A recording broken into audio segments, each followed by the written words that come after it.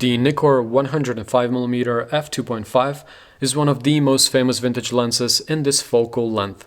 The first version of this lens was designed by Wakimoto Zenji back in 1949.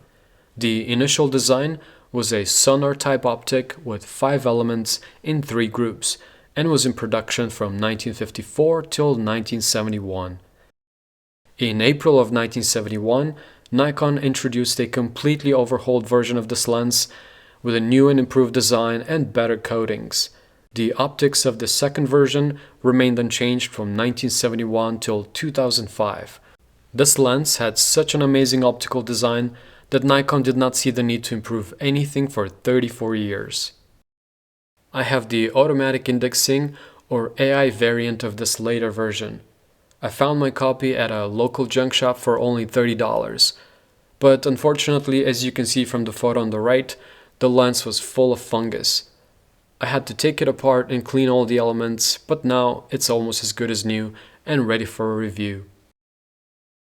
The optical design of this later version consists of 5 elements in 4 groups. Aperture ranges from f2.5 to f22 with click stops in between. The diaphragm is made of 7 rounded aperture blades. This lens accepts filters with 52mm diameter. Focus throw is approximately 180 degrees. On the back, this lens has Nikon F-mount. I use just a cheap Nikon F2 NEX adapter so I can use it on my Sony camera. It weighs 421 grams. Minimum focusing distance from your subject to your film plane or sensor is 1 meter.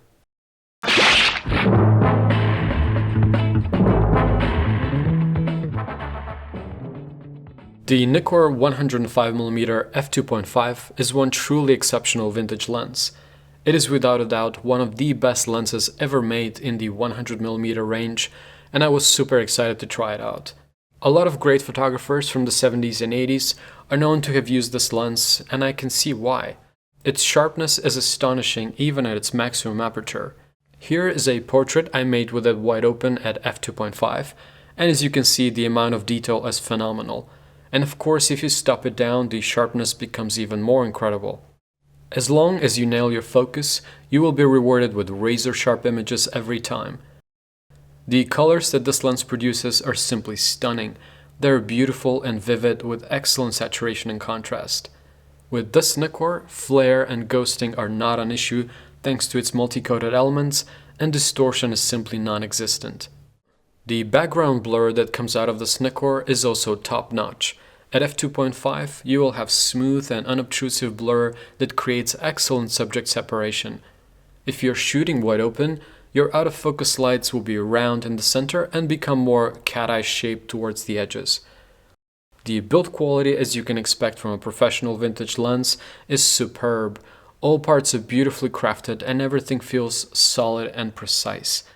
There's absolutely nothing plastic on this lens, and manual focusing is as smooth as it gets. There are only 2 very minor issues that I noticed while I was shooting with it. The first being some chromatic aberrations, which are barely visible and only appear in challenging situations. And the other one is some slight vignetting that is visible at f2.5 but gone by f5.6. Of course, both of these minor issues can be easily corrected in post.